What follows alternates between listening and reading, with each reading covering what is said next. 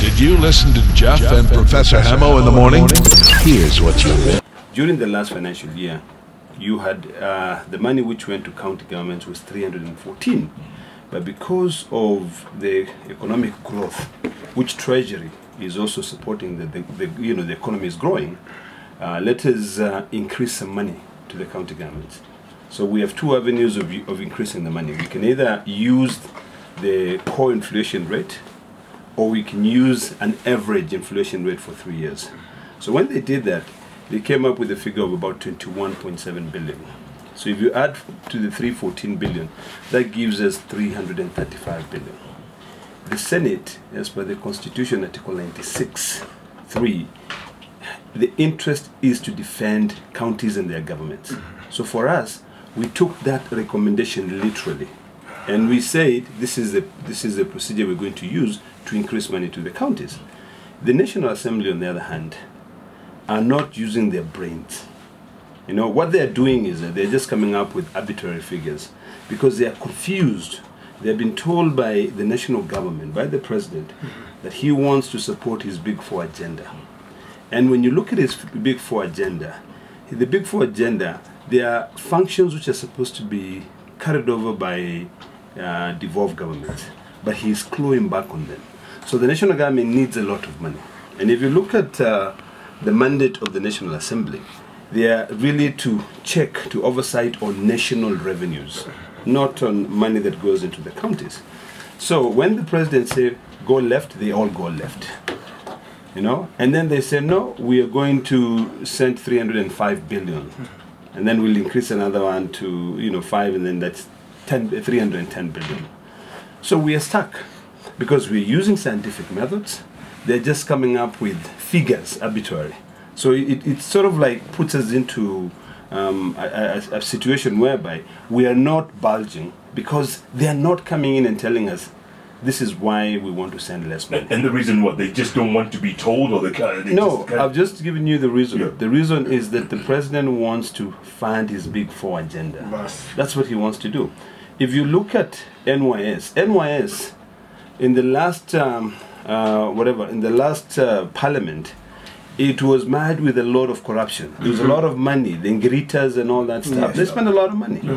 But now they'll come up with an excuse and say, we have a new DG. You know, the fact that you have someone new does not change the system, does not say the money was not lost. They went ahead and increased over 100% allocation to NYS. If you look at health, which is a devolved function, the amount of money allocated to the ministry, which the ministry is only mandated under Schedule 4 to come up with policies in level 6 hospitals, they have been given money equivalent to 9 counties the size of Moranga. You know? Yeah. So you really cannot say you're supporting devolution, yet the Senate is the one which is supposed to defend devolution, and then you come back and you claw back on those services. So are you at a standoff now? We are right now at a standoff. And last week, the Speaker of the Senate, or the Deputy Speaker of the Senate, actually summoned the Minister of Treasury, the Minister of Devolution, the Attorney General, and one more person, to try and figure out what can we do to try, and the Chair of Council of Governors, what can we do to ensure that counties continue receiving their money. So yesterday they came to the Senate and they met with the senators. I was actually in another committee, but I did not attend. When they came in, the Cabinet Secretary in charge of Treasury, the new guy, yes, said clearly that there's no more money to the counties. The only amount of money we're going to send is 310. So it seems like they are fixed. So, and I'm afraid of that because it seems like we're going back to dictatorship. Some of the reasons they give really don't add, they don't really make any sense. Because if they say that a lot of money is being misused in counties, look at the amount of money being misused in the national government. Look at the Kemaroro Dam, the billions which are being misused. Yes. So their fight is on the individual governors. Yeah. For us, our fight is for the people. In my committee, in the Public Accounts and Investment Committee, we're taking these governors to task. And like I said before in a previous show, a lot of those governors will end up in jail. I was about to come to that, by the way. Because we go through the document. I just go back from Mombasa, where we had a retreat for about 5 days. And we were going through 37 audit reports. And our committee, which I sit in, It is chaired by Moses Kajua. We are current. We are looking at the 2017-2018 financial year. And? You know, and it's bad. I can tell you that. It is bad. You can look at some counties where they are borrowing the same habit that the national government has. Instead of them carrying out devolved functions, they are carrying out national government functions. In their counties. In their counties. That's against the law. You know, there's no. When you look at Article 187 of the Constitution, it stipulates clearly on how functions which are assigned to a particular level of government, if they're supposed to be, you know, carried over by another government, they have to have a certain agreement. But they don't have that agreement. Are you saying that, like Waititu right now, a lot of them are going to be in trouble? Absolutely. They're going down? No doubt. I can tell you that, no doubt. Well, you know, you said that, I think, more than a year ago. More than a year ago. And that's exactly what is going to happen. So you think the DCI, the DPP, ESCC, they're doing a good job? The DCI is doing a fantastic job. The DPP is also trying to do the job. You know, the DPP is, you know, he's the one who looks at the whole matter. The ESCC, they're doing a good job. The only problem I see is that sometimes we become so sensational, you know? Like, I've been a very big critic of the media in the sense that, like, recently, and you can talk about that, I didn't go, but my colleagues went to the US. But if you look at the blotted figure which was given, it does not make sense. What do you mean? It doesn't make 65,000 shillings a day allowance? It does not make sense. 72,000 for the speakers? So let's... No, that's not true. Get the per diem allowances. You don't have the figures, actually. The figures are wrong. What do you mean? What you're saying what we're reading was wrong? The figures are completely wrong. Okay, hotel, 30,000 a day. That's $300. Who pays for it? The government. No, it's not. It's part of your per diem. It's part of your per diem. So if you're given 65,000 allowance a day, assuming it is 65. Okay, so half of that is the hotel. Let's say 30,000. Assuming it's 65. Okay, let's assume. And remember that the list of the members of parliament who went was actually half. The other half were the staff. And remember, the staff are employed under a different job group, so their per diem is even lower. Okay. So their per diem is lower. It's still high. Just let's assume, because the figures that Citizen, is it the Citizen or NTV or whatever, one of the you know, the mainstream media gave out was $1 billion. $1 billion shillings. Correct. Was it? So let's do the math. Let's do the math. Okay. Let's assume that each of those members of, let's assume the delegation is 90, and each one of them is given 100,000 shillings a day. Let's just make an assumption. You know, you're giving 65, I'll even go higher to 100,000. Okay? So what is 100,000 multiplied by 90? What is that? 900,000. 9 million. Okay? It is $90,000. It's 9 million. She's 90,000. 9 million shillings. No, we said $100,000. Yes. We said 100. Right? We said no. No, you said $1 billion. No, we didn't say $1 billion. Yes. No, it was written on 9 months. We said what? $1 billion was for 9 months. For 9 months. Yes. But for that trip alone, was what? Was it $1 million or something? 100 million shillings. Yes. No. 100 million shillings. It is not. Because let me break it down for you. We've just done the math for you. Yeah, 9 million. Okay, 9 million. Okay? Yeah. If it is 9 million multiplied by 5, what is that? 45 million. 45 million. Each committee has its budget. Remember, Jeff, Parliament is the only body which the Commission of Revenue Allocation can actually come out and say it cost X amount to maintain Senator Ledama Olekina in Parliament for 5 years. Right. That is where we need to go in terms of county governments. Right now, we don't have a figure. And that's what we should actually be moving forward to.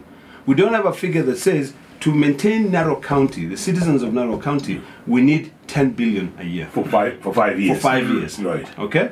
We don't have that figure. There's nothing. That is what we need to be going. Okay, let me ask you this. Why didn't you go on the trip? Why didn't you go? Because you've been to Nashville? I mean, I'm not so crazy about trips. I can tell you that. I have a lot of work to do here. Yeah. I was busy looking at taking the county governors into task in terms of their accountability. Yeah.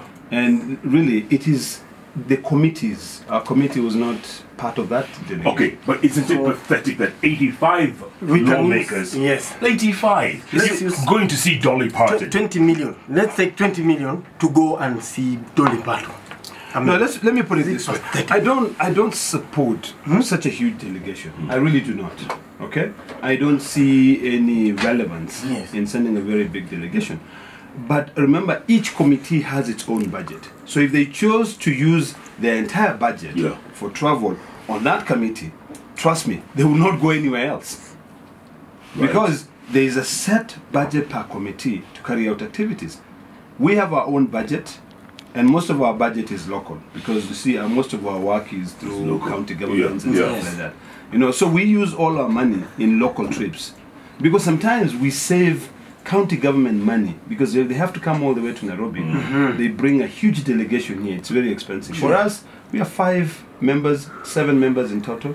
We travel to the county and do the work. So what do you think of this? The story you were talking about, 1 billion shillings, right? Yes. You guys, and I say collectively, Parliament, has spent 1 billion shillings in travel in 9 months. 1 billion! Let me put it this way, Jeff. I personally do not support the procurement process in Parliament. I'm completely against it. Yeah.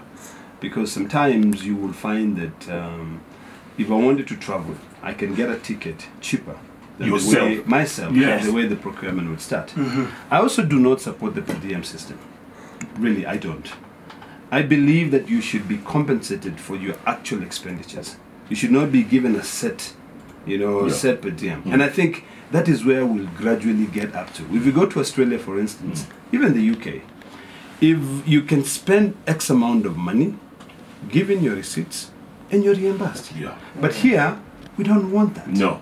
We want to be given hours, so that if I go there, I can go and sleep in a shady hotel, and then some guys will find me with some, you know what happens to the low-lying fruits, So and you're paying like 10,000 per night. Let's say maybe I'm given per diem for about what? Local per diem is nothing, really. I can tell you. I mean, our local per diem is 13,000 shillings. A night. Which is supposed to, the whole day. It's supposed to pay for your accommodation, your food, and your local transport. 13K. 13,000. Okay. But let's go to Washington or national. What's international per diem? It varies. I don't have the actual figure for every country.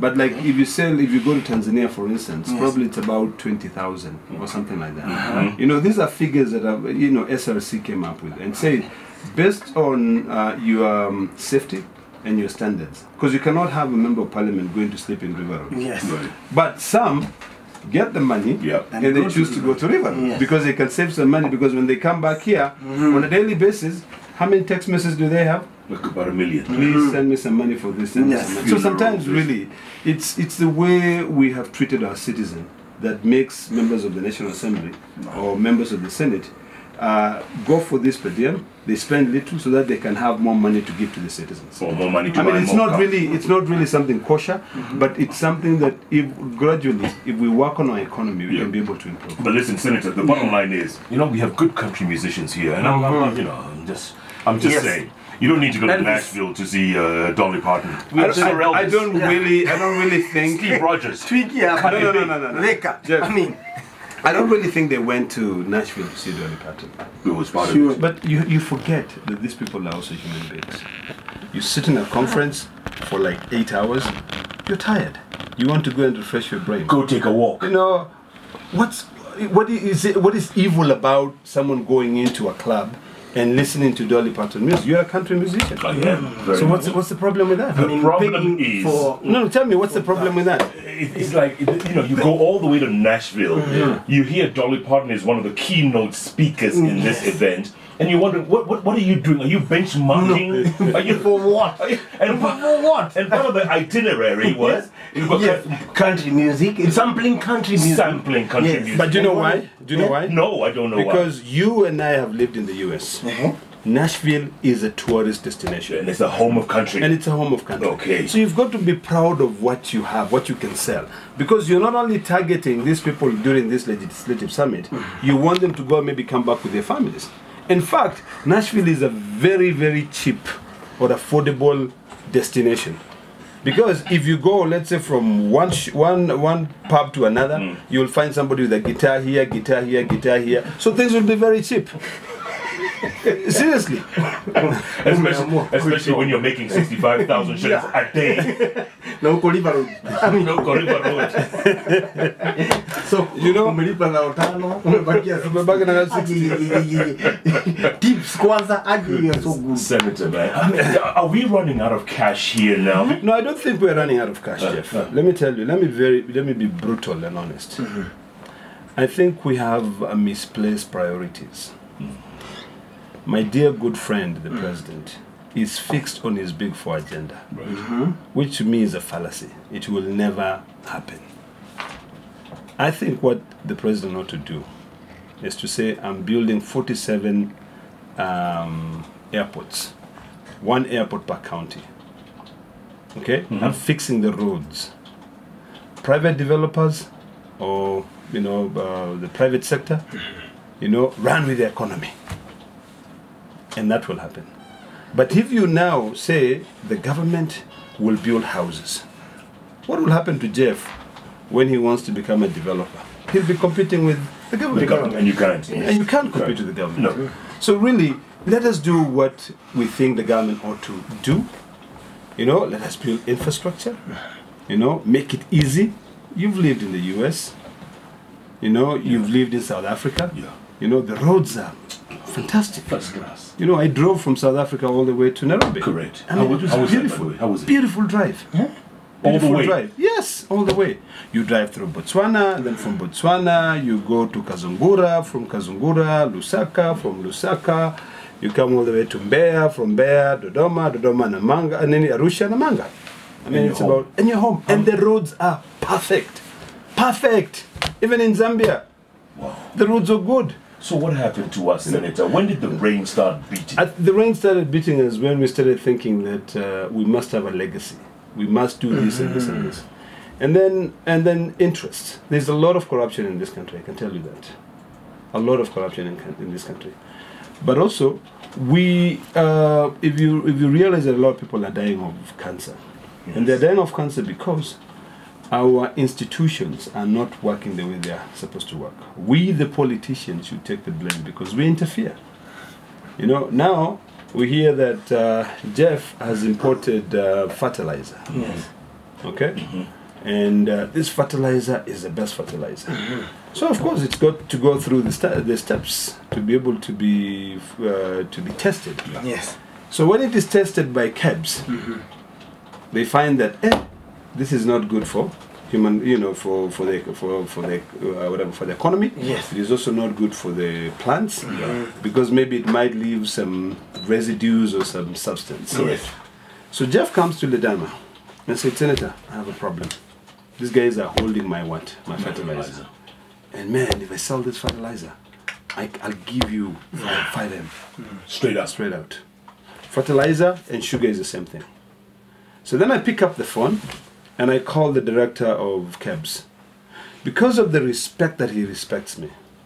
Yeah. And I'm not saying he has done that, but I'm just saying because of the respect that he respects me. He says, okay, Senator, we'll see what we can do. Then I get a friend there. These junior staff. Yeah. Yes. I tell them, dude, just help me out here. Yeah. I'll give you something. Boss. Before you realize, everything has been cleared and it's in the market. And it's not good for human consumption. And it is not good consumption. for human consumption. Okay? Yeah. So of course there's a lot of those loopholes, which we must seal them. Once we seal them and we go back organic, things will get better for this country. This is an industrious nation. If you look at the Chinese, the Americans, and the Brits, and the Europeans, their number one destination in East Africa is Kenya. Because we are still a virgin economy. There's still a lot of opportunities here. But now those are the opportunities we want our citizens to be able to see. And if we have a government that is focusing on infrastructure development and not private homes, we can actually become a first-class nation. Our roads can be better. Our economy can be better. We can live well. And even if these guys are to come and do business, they will not be replacing, local businesses.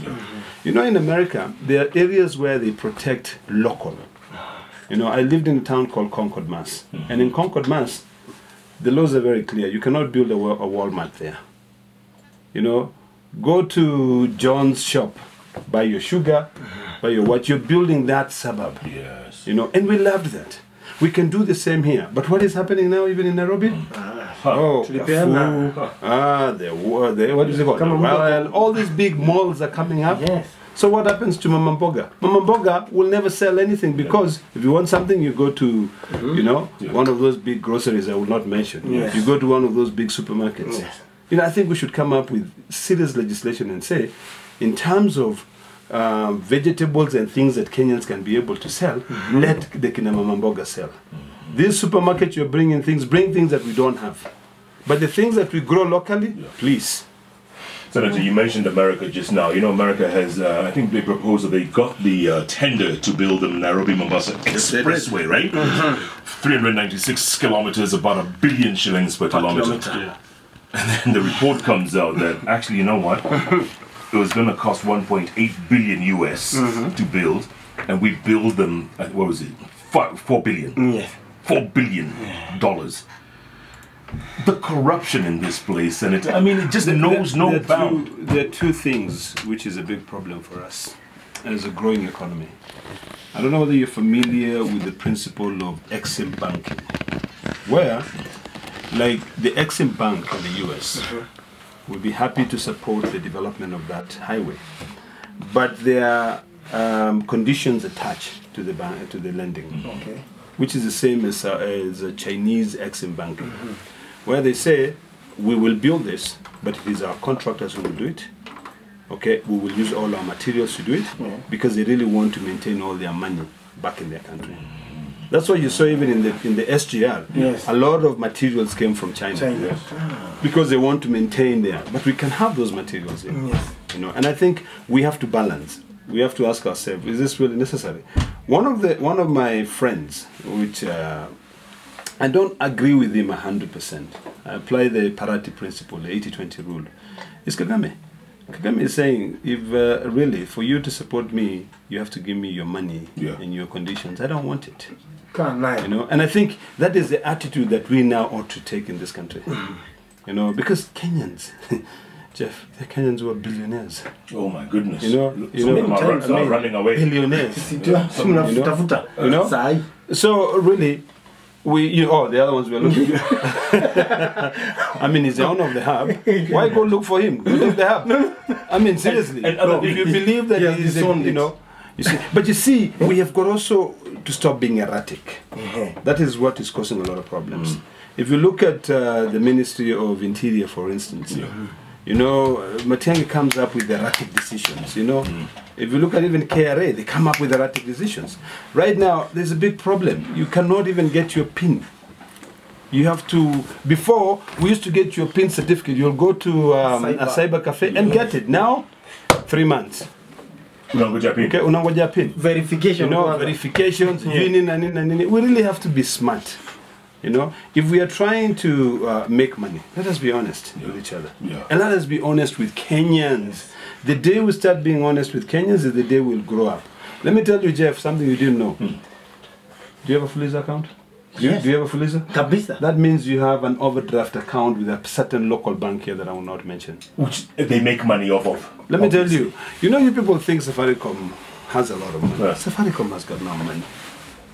Let me break it down for you too. Safaricom is just a service provider.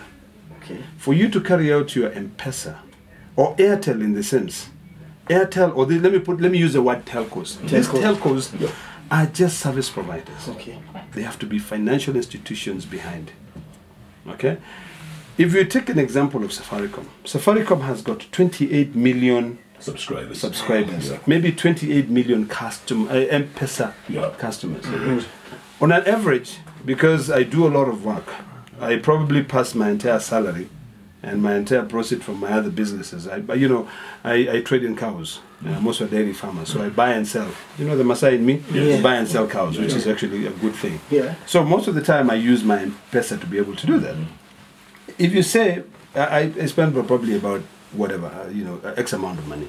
But let's take an average of about 4,000 shillings for the 28 million. That is about what? 320 billion? Yes. Okay? A day.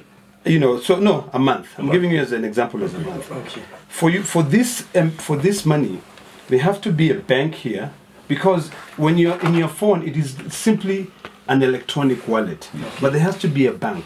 You might check your M-Pesa balance and you see you have 50,000, but that money is not in your phone. It is in a bank account somewhere. Okay. That bank account is opened by trustees.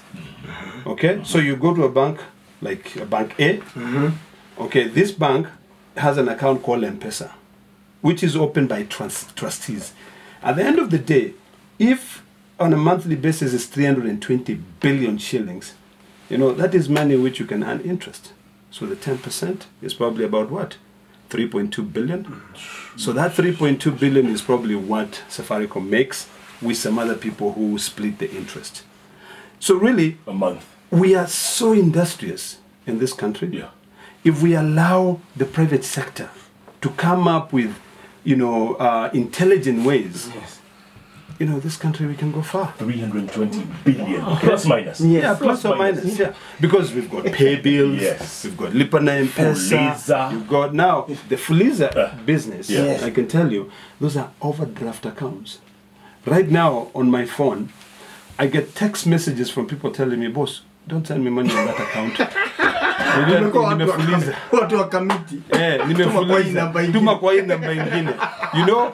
So, ukiweka hiyo itachukuliwa because it's an overdraft account. Yes. You know? So really, we have to be honest. Yeah. We have to have full disclosures and grow this economy slowly. But we must support devolution, Jeff. We have to. Send more money to counties. But Senator, you're so right about that. But even devolution is being abused. Yes. It's being abused. And that's How is it being abused? by the corruption in the counties. And that's why you yourself said these governors, or these people in charge of money, Yes. they're going down. So let me put it this way. Does it mean that if one potato is rotten, everyone in the society is rotten? Not everyone, but a lot of potatoes. are rotten. So let's do this. Let's take them into account. Article 226, subsection 5 of the Kenyan Constitution is very clear. If a public officer misappropriate public money, whether in office or even out of office, they will still be accountable for it. So if we implement our rules, our laws, you know, yesterday as an example, we had Nakuru County Governor. Yes. He came in, Lee Kinyanjui. When he came in, there was an audit query. And the audit query was that there was 11 million shillings which was collected from parking. You know, this when they come and they, what do you call it? They clamp your car. Yes. So you are given a no cost, and you have to pay 1,000 shillings for you to be given back your car. So there's 11 million shillings. He comes in and says, we only collected 260,000. Out of 11 And the million. law is very clear. When you look at the county government's, the PFM regulations, regulation 54, is it 54 or 64? One of the two. 64. It is very clear. If you are to waive, the explanation he gave was that, oh, you know, sometimes we have VIPs. I'm like, VIPs? 11 million shillings worth of VIPs in a year? And you, how come you're only clamping only VIP cars? You know, some things don't make sense. You know? But then he says the law is very clear. If you are to exempt somebody, Yes. you have got to give a copy of the exemptions to the Auditor General, the name of the person, okay, the car number, the reason as to why you waived that penalty. Yes. You know, Yeah. if we were to follow that rule and we follow the law to the letter, you know, some people, you know, there's that idiom that the law is an ass. Yes. You know? Yes. And it is not supposed to make you feel good. It's supposed to just help administer things. Correct. But if we follow the law to the letter, we can really change a lot of things in this country. We can even improve salaries that we pay to people.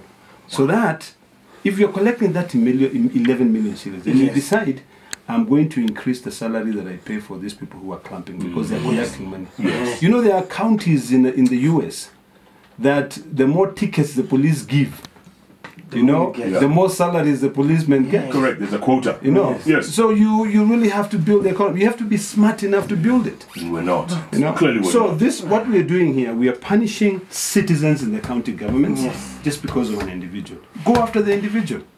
kila mtu abebe msalaba yake. Lakini we don't have the cojones to do it, Senator. We don't have it. Panganga tuko nayo. Lakini uzito. No, but you see, yesterday I was speaking at Strathmore University in the morning, and you know that saying that says those who have so much have so little, and those who have so little have so much.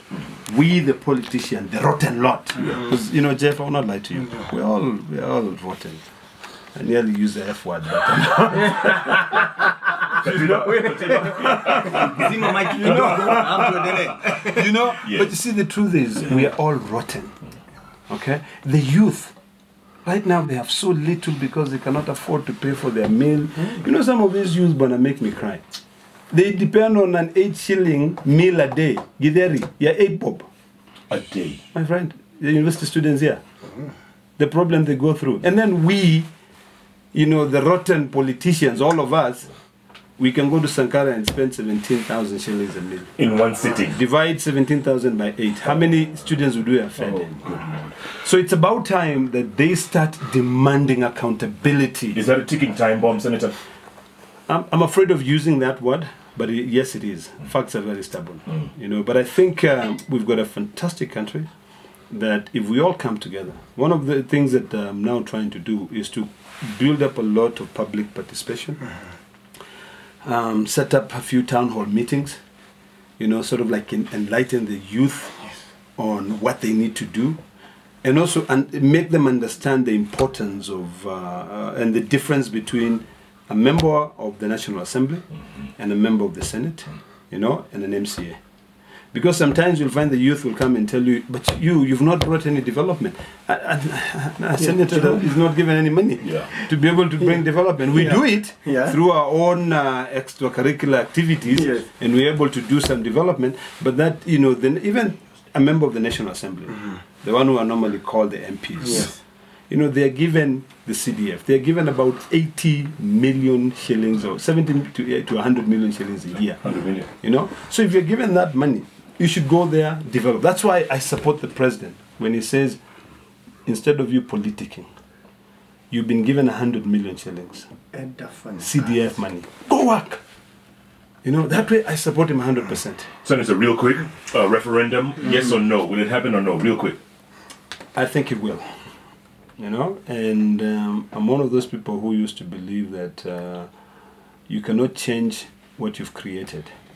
But I think the only way we can bring sanity is to change what we created. What do I mean by that? We have 47 counties. We seem to have a challenge. Some of them are not able to raise any money, yet they are getting a lot of the shareable revenue. I believe we will have a referendum, and we'll have very few counties. I believe Narok, Kajiado, and Taita Taveta will be merged as one county, which will be quite a big county with one governor. Huge. I think we will now develop people called the MLAs, members of the Legislative Assembly. The Legislative Assembly will be the people who will be elected to serve in the regional government. The era of MCS will be gone. We'll probably have volunteer councillors, who will also probably have, what do you call them? Managers, county managers, who would be like the current governors. But I think it is important, it is necessary.